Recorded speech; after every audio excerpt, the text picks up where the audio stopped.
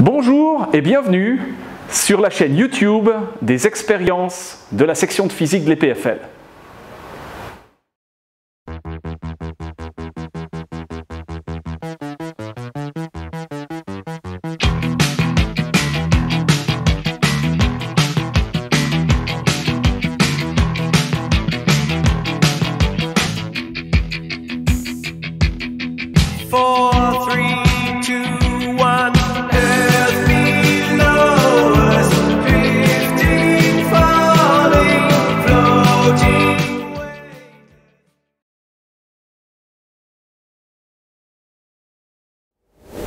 Bonjour.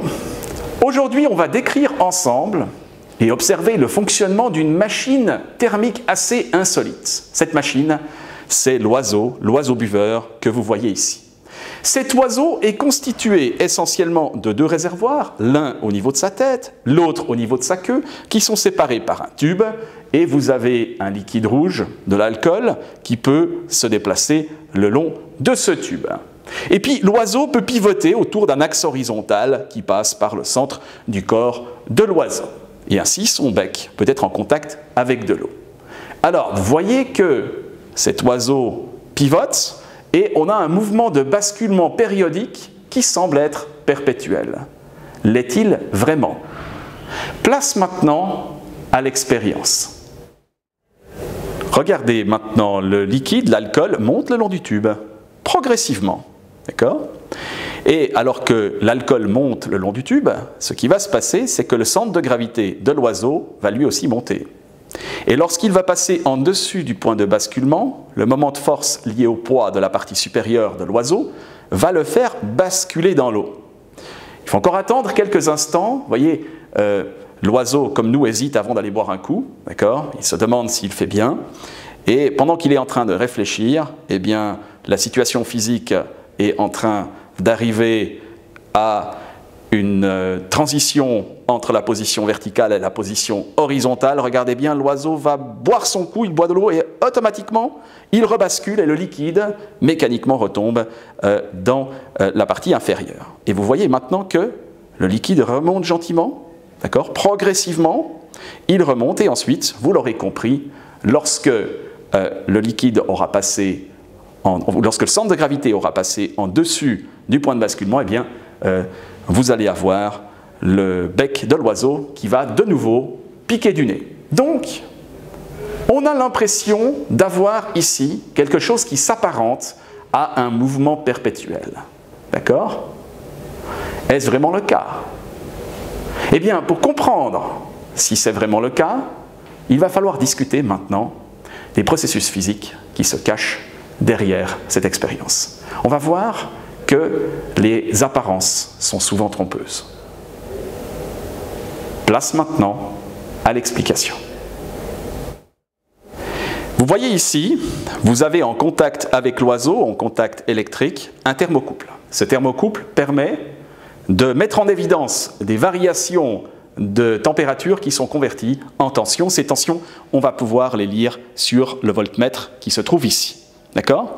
Donc vous voyez ici que la température est minimale. Regardez bien, lorsque le bec de l'oiseau arrive en contact avec l'eau, eh bien la température devient maximale.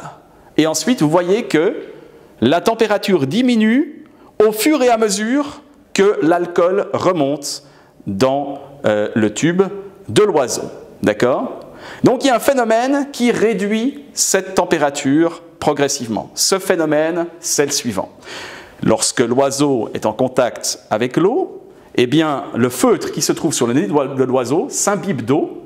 Ensuite, cette eau s'évapore. Le processus d'évaporation de l'eau va requérir de la chaleur.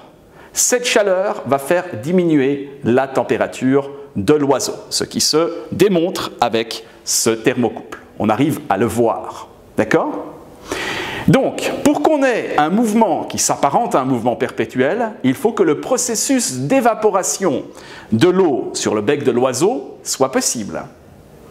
Donc, testons ceci pour voir. Prenons maintenant une cloche qui se trouve ici. Cette cloche, on va la mettre en dessus de l'oiseau et ainsi on va fermer l'atmosphère qui se trouve en dessus de l'oiseau qui va progressivement se saturer en eau. Lorsqu'elle sera complètement saturée en eau, l'évaporation sera impossible et donc l'oiseau va arrêter de piquer du nez. D'accord? Ça prend un certain temps, mais on arrivera à montrer qu'effectivement, le processus s'arrête et donc ce n'est pas un mouvement perpétuel. Pour que le processus soit possible, il faut que l'atmosphère puisse essentiellement emmagasiner l'eau qui s'évapore du bec de l'oiseau. D'accord? Donc, la physique est saine et sauve, les mouvements perpétuels sont impossibles et cette expérience, contrairement aux apparences, le démontre.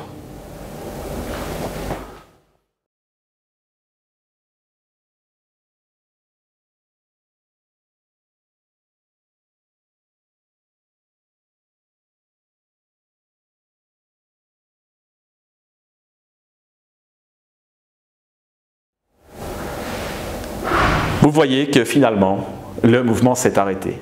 Il n'était donc pas perpétuel. Cette expérience cloue donc le bec à tous ceux qui pensent à tort que les mouvements perpétuels sont possibles. Merci d'avoir regardé cette vidéo.